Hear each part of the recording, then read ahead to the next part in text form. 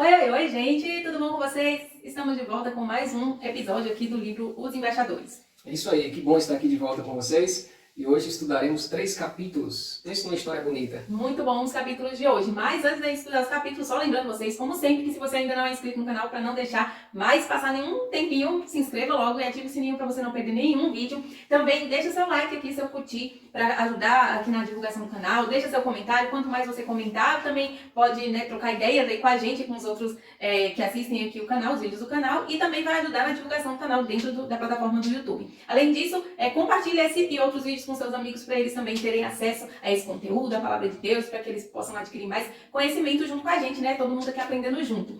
E só lembrando também que a gente tem um QR Code em todos os nossos vídeos, que se você não sabe para que serve ainda, é para ajudar o canal na manutenção, né, dos vídeos, para que a gente possa pagar os programas, para que a gente possa continuar oferecendo a vocês esses conteúdos e cada vez mais com mais qualidade. E sem mais delongas, vamos ao estudo dessa semana, que como Misael falou, foram 3 capítulos, e esses 3 capítulos serviram como base para fazer, para construir o tema da lição dessa semana, que foi a lição 7 do trimestre, chamado por Cristo. E a gente está falando de um personagem ilustre, que muita gente gosta demais, que tem até assim, uma preferência em relação a personalidades, né, pessoas ali na Bíblia, que é o apóstolo Paulo. E o apóstolo Paulo antes não se chamava Paulo, e a gente vai saber um pouquinho dessa trajetória desse personagem. E o primeiro capítulo que a gente vai estudar é de perseguidor a discípulo, porque agora a gente vai ver aí que existiu um antes na vida de Paulo, antes dele aceitar Jesus, antes dele se converter e ser o Paulo que a gente lê na Bíblia, existia um Paulo antes. E quem era esse homem? Muito bem, essa história é extraordinária. Existia um homem chamado Saulo, participava ali das ordens que eram instituídas ali pelas leis judaicas. Ele estava presente no apedrejamento de Estevão, não sei se você lembra dos capítulos anteriores. Ele foi um dos responsáveis pela morte do Estevão, e agora ele se tornou um dos principais líderes da sinagoga, com autorização para perseguir e prender os cristãos. Todos aqueles que estavam envolvidos no cristianismo, ensinando sobre Jesus, ele agora tinha autorização. E imediatamente ele pede uma ordem para ir até Damasco, porque ele queria perseguir alguns cristãos que estavam pregando ali sobre Jesus em Damasco, e o cristianismo estava crescendo ali naquela região. E ele, com essa autorização que ele conseguiu para ir até Damasco, essa autorização era para que ele pudesse prender ou açoitar qualquer pessoa que estivesse ensinando ali sobre Jesus. Então era uma coisa assim aterrorizante que ele estava autorizado a praticar, né? Então, assim, antes, o Saulo, ele é judeu, né? Ele é cidadão romano, mas com ascendência judaica de nascimento, e ele já era um estudante ávido, foi ensinado pelos melhores rabinos, os mais importantes da época, e ele já era um perseguidor, de certa forma. Ele ajudava na questão de perseguir, de juntar provas, coisas contra os judeus que agora não eram cristãos. E aí, depois dessa morte de Estevão, que ele teve uma participação significante, ele acabou tendo uma ascendência maior dentro do Sinédrio e ganhou uma posição de poder. E com esse poder que ele adquiriu, agora ele tinha a ordem de até poder viajar para outras províncias, porque a gente, quando Ellen White fala aqui, que depois que isso tudo aconteceu, que Estevão morreu, foi apedrejado, muitos cristãos ficaram com medo e saíram de Jerusalém e foram para outras cidades próximas, para evitar toda essa perseguição. Então, por causa disso, agora ele queria não só perseguir os que estavam ali dentro de Jerusalém, mas ir nas outras cidades, porque eles sabiam que eles estavam indo migrando ali para outras cidades. E aí foi isso que ele fez, e pegou uma ordem para viajar, e aí agora ele estava indo para Damasco com essa ordem. Só frisando aqui que ele foi bem balanceado quando Estevão morreu, porque a Bíblia diz que o rosto de Estevão brilhou como um anjo, né? E ele viu essa cena, ele ficou balanceado sobre essa cena, ele percebeu que ali havia um poder de Deus, mas o ego dele, assim, a exaltação própria, falou mais forte, e ele não quis ali tomar conhecimento da situação e ficou com o coração endurecido, para continuar perseguindo. Ellen White também fala aqui que a questão do ego, e tudo mais, mas além disso também, ele acabou sendo convencido, ele chegou à conclusão de que os sacerdotes e escribas tinham razão, e aí ele se tornou um adversário ainda mais cruel dos seguidores de Cristo. Então ele ficou nesse embate, nesse conflito interno, mas os líderes religiosos ali, os escribas, os fariseus, sacerdotes, acabaram convencendo ele de que não, que aquele povo estava errado e quem estava certo era eles. E aí a gente vê ele nessa perseguição, mas com certa sinceridade, porque ele foi convencido, ele achou que ele estava certo. Convicção que estava certo, né? Nessa ida dele para Damasco foi algo extraordinário que aconteceu no meio do caminho, quando já estava perto da cidade, começou a passar por aqueles bosques, aquelas plantações, começando a admirar tudo ali naquela cidade. De repente, o sol estava muito forte, era um horário aproximadamente assim depois do meio-dia, e de repente uma luz muito mais forte do que o sol apareceu para ele. Foi quando ele caiu, assustado, ficou cego, não enxergou mais nada, e uma voz misteriosa disse para ele: Saulo, Saulo, por que você me persegue? E ele pergunta ali imediatamente, sem saber o que estava acontecendo, e aquela voz dizia que ele era Jesus a quem Saulo estava perseguindo, né? E Saulo imediatamente, naquela hora, ele cai a ficha da besteira que ele estava fazendo. Acho que volta um filme ali da morte de Estevão, de como o cristianismo estava crescendo, de Jesus pendurado na cruz, das profecias, passa como se fosse um filme na cabeça dele, e ele fica decepcionado com ele mesmo, com o que ele estava fazendo, né? Antes de você falar dessa decepção, dessa reflexão de Saulo, uma frase que eu grifei aqui, que eu achei assim impactante, que eu fiquei pensando assim, como é sentir isso? É que Saulo, nessa reflexão toda dele, diz: Saulo percebeu então que estava fazendo a obra de Satanás. Eu fico pensando como será a pessoa assim, viver uma vida achando que é honesto, que está fazendo certo, que está defendendo o que é correto, que as suas atitudes são pelo bem, e aí depois você descobrir que você está fazendo o trabalho de Satanás, que você estava errado e quem estava certo era aquelas pessoas que você estava perseguindo, que você estava julgando, que você estava prejudicando de alguma forma. Isso mesmo. Ele é orientado pelo próprio Jesus para ir para a cidade, e lá ele vai ficar hospedado na casa de um rapaz que era bem conhecido, chamado Judas. Era cristão, judeu cristão. Era judeu cristão, e ele vai para a casa desse rapaz. Ali, aquele homem valente... Lembrando que a hora que Jesus, né, a luz desaparece, ele fica cego. Sim. Ele teve aquela luz e ele não enxerga mais os nada. colegas que estavam com ele, entra com ele puxando pela mão. E ele vai para a casa do Judas, né? Achando que essa cegueira dele é um castigo de Deus, porque agora ele percebeu que ele estava errado, que ele estava agindo contra Deus. Então ele falou: não, estou sendo castigado, é uma punição pelas coisas horríveis que eu fiz.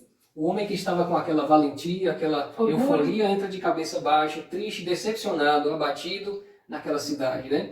Ele ficou ali cego durante alguns dias sem ver nada. Sem comer, sem beber. Meditando na vida dele. É muita angústia.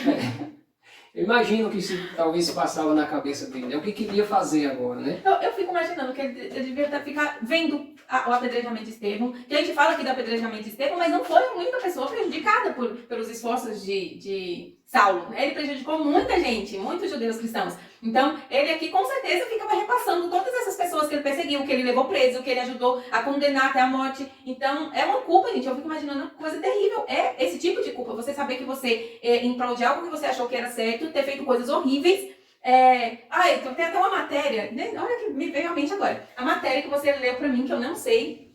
Foi Rodrigo Silva, não foi que postou? Olha, confundindo eu com Rodrigo Silva. Não, você me falou a matéria que Rodrigo Silva tinha postado, se eu não me engano, sobre Hitler. Foi o pastor Michelson Borges, né? Publicou na revista Criacionismo.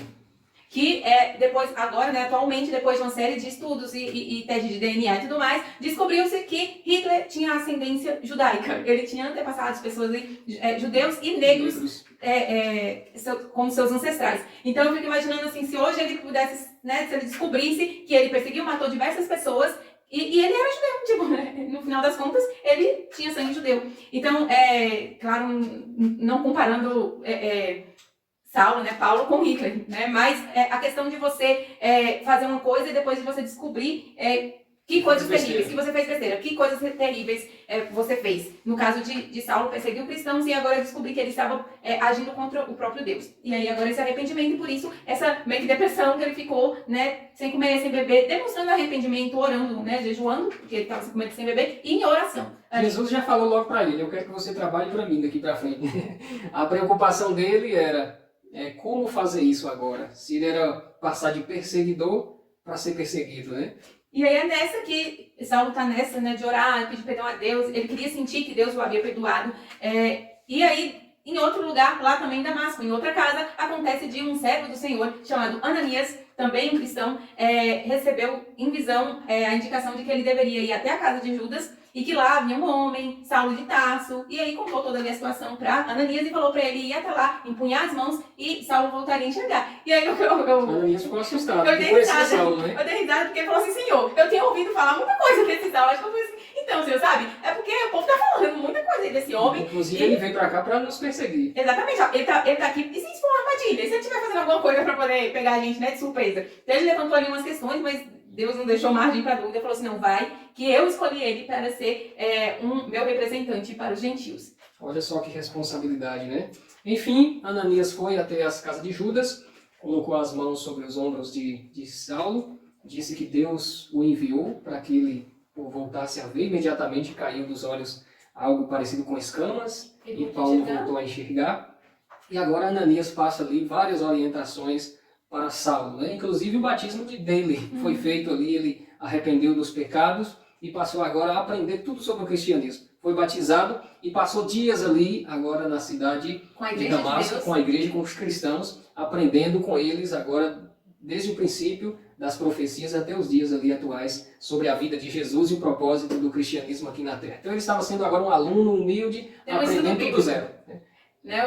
Que era líder um líder religioso agora tomando estudo bíblico para conhecer as verdades que ele conhecia. O homem conheceu tanto sobre Jesus só nesses dias em Damasco, que ele se tornou tão eloquente que ele ia discutir sobre a religião com outras pessoas, ele convencia todas as pessoas. Os que não aceitassem era por ignorância, porque não queriam mesmo aceitar. Ele se tornou um defensor tão assim ferrenho do cristianismo que foi preciso ele fugir de lá para o povo não matar ele. Então, isso já é assunto do capítulo 13, que tem o título Dias de Preparo. Porque então aí agora Paulo passou dias se preparando, né, junto com a igreja de Cristo, com os cristãos ali de Damasco, aprendendo mais sobre a vida de Jesus aqui, tudo que ele não sabia, né, porque ele sabia um lado da história, a visão que tinha sido passada para ele, agora ele estava aprendendo em uma outra ótica, né, numa outra visão. E aí eu achei muito interessante que, assim como você falou, ele agora se tornou um pregador. Ele já era eloquente, porque ele era uma pessoa, né, estudada, muito eloquente, mas agora ele usou essa sua eloquência para levar a palavra de Jesus, levar a palavra de Deus às pessoas. E aqui eu achei muito interessante que a Ellen White fala, ela faz uma comparação entre Paulo, né, Paulo, com um general. Que numa guerra, quando você tem um general do povo inimigo, e vocês estão naquela guerra, se você mata aquele general, tudo bem, matou, venceu um general potente. Só que se você traz esse general para lutar do seu lado, você está ganhando muito mais, né, do que um general morto. Diz aqui que um general morto em batalha é uma perda para o seu exército, mas sua morte não fortalece o exército inimigo.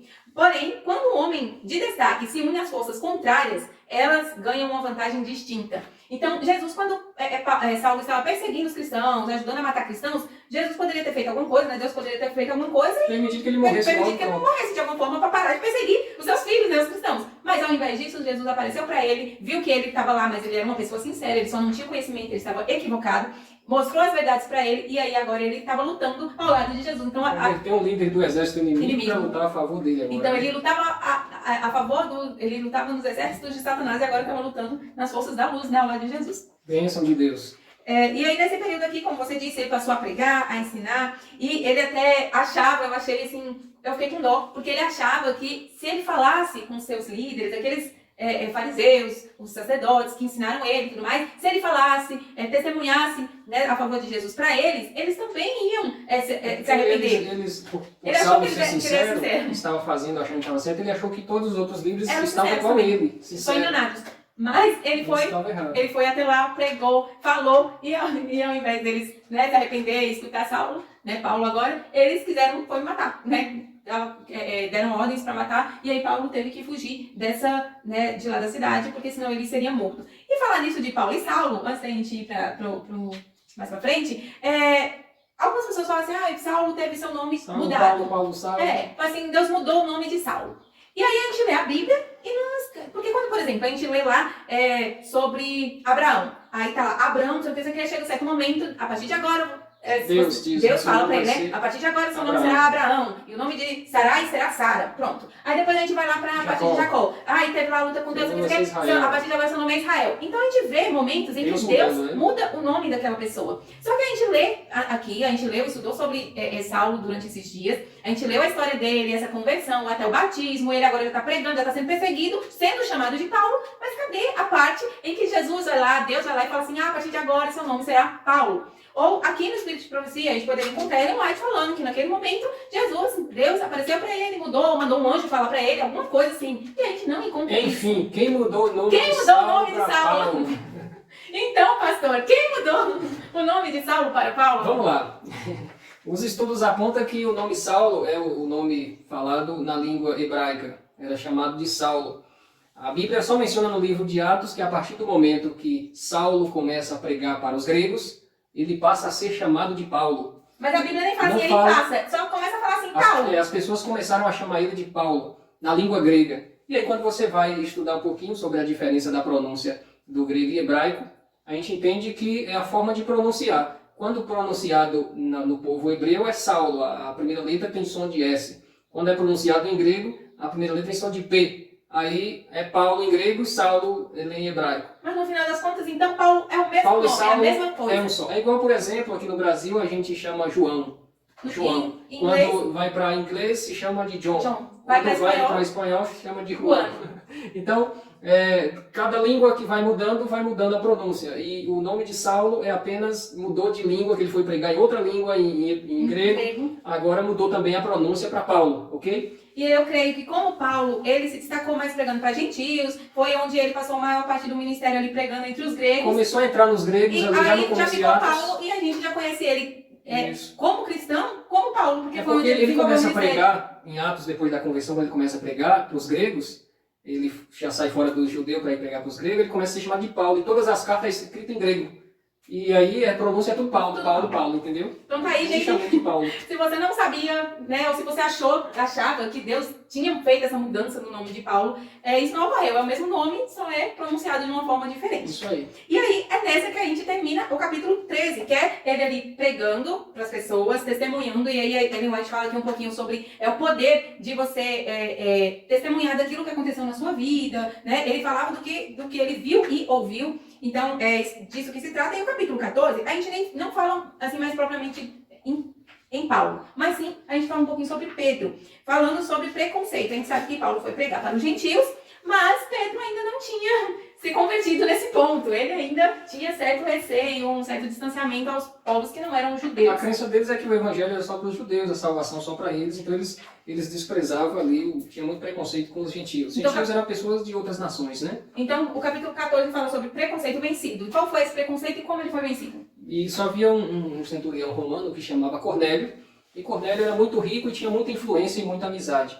E esse homem, ele começou a saber algumas coisas sobre Deus, e ele virou um adorador de Deus. Do jeito que ele conheceu, ele adorava na casa dele com a família.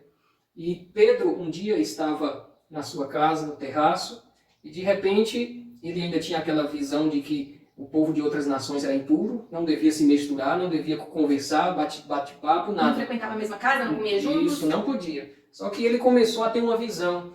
E nessa visão apareceu todo tipo de quadrúpedes, de répteis, de aves impuras. E nessa visão Deus pediu para ele comer. E ele disse, Senhor, eu nunca comi nada impuro. E Deus disse para ele, não chame de impuro o que eu purifiquei.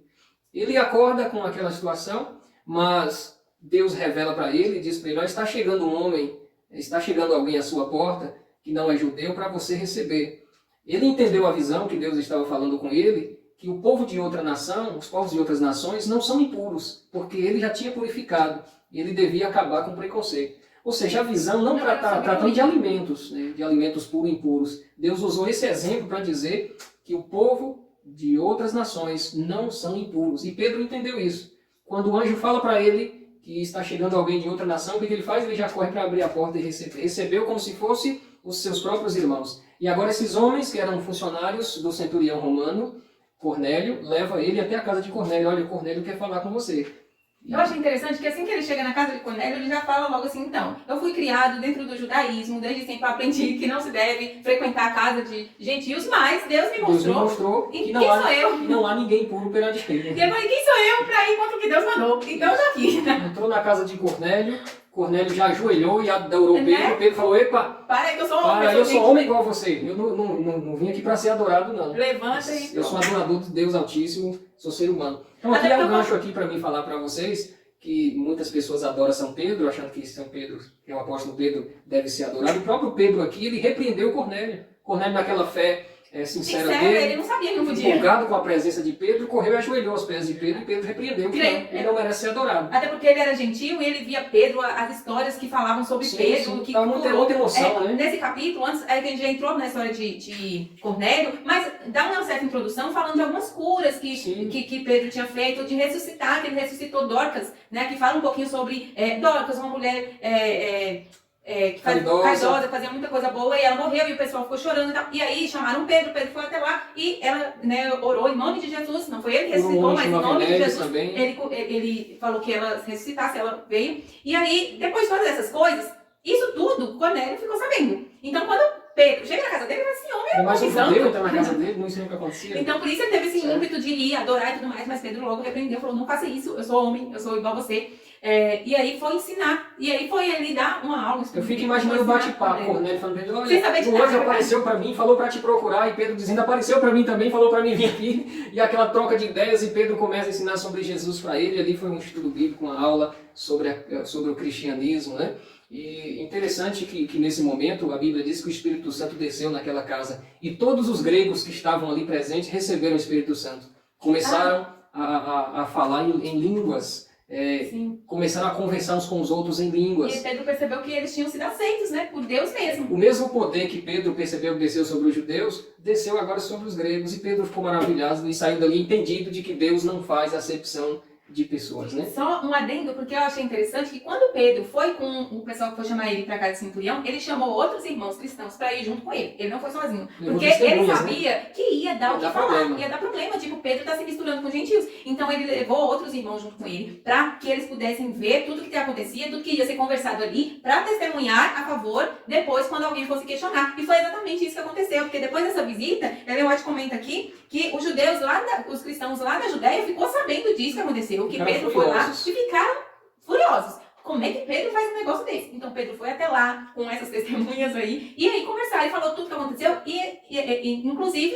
que eles lá, os cristãos gentios, receberam o Espírito Santo. E Isso. aí não teve mais o que os Pedro outros falaram. falou, o mesmo Deus que falou comigo, falou com ele. O mesmo Espírito que desceu sobre nós, desceu sobre eles. E havia testemunhas ali. Que confirmaram tudo que A Pedro igreja, falou. os cristãos entenderam e em uma só voz eles disseram, Deus realmente não faz acepção de pessoas. A partir desse momento, o Evangelho começa a ser pregado para todas as pessoas. Amém. E Amém. assim também que esse Espírito que agiu na vida de Pedro, que na vida desses gentios do centurião aí, Cornélio e todos eles, que haja também na nossa vida. Amém. Só quero falar aqui, né, a gente vai encerrar agora com oração, mas antes só falar pra você que esse vídeo ficou bem longo, mas o assunto era extenso e é muito interessante, 3 tinha muita coisa pra capítulos, gente falar, 3 capítulos, então espero que mesmo tendo ficado grande, você tenha gostado também e divulgue aí pra que outras pessoas também aprendam um pouquinho sobre a história de Pedro. Vamos orar? Vamos lá? Obrigado, Senhor, pela tua igreja ter crescido e ter chegado até nós. A mesma vontade, o mesmo ânimo, o mesmo espírito que guiou a igreja no passado, continue nos guiando para que o Evangelho alcance todas as pessoas e em breve o Senhor volte para nos buscar. Amém. Esse é o nosso pedido, em nome de Jesus. Amém, Amém. Senhor. É isso, por hoje é só, mas semana que vem tem mais lição, tem mais vídeo dos embaixadores. E, se você percebeu, a gente saltou o capítulo 11, porque não fazia parte do estudo dessa lição. Esse trimestre, provavelmente, o ano todo, a gente vai ter, assim, capítulos saltados, mas no final das contas a gente vai falar do livro todo, sim. Se por alguma circunstância, algum capítulo não for mencionado, não for estudado dentro das lições da Escola Sabatina, ao final do ano a gente vai fazendo os vídeos de capítulos que ficaram lá atrás, né? Os que faltarem pra gente ter o livro completo aqui no canal. Mas essa semana a gente pulou o capítulo 11 e semana que vem a gente vai ter um salto bem grande aí. Então fiquem já atentos, a gente vai estudando de acordo aos temas e não na ordem dos capítulos do livro mesmo. É isso, e até a próxima, gente. Grande abraço, até o próximo vídeo.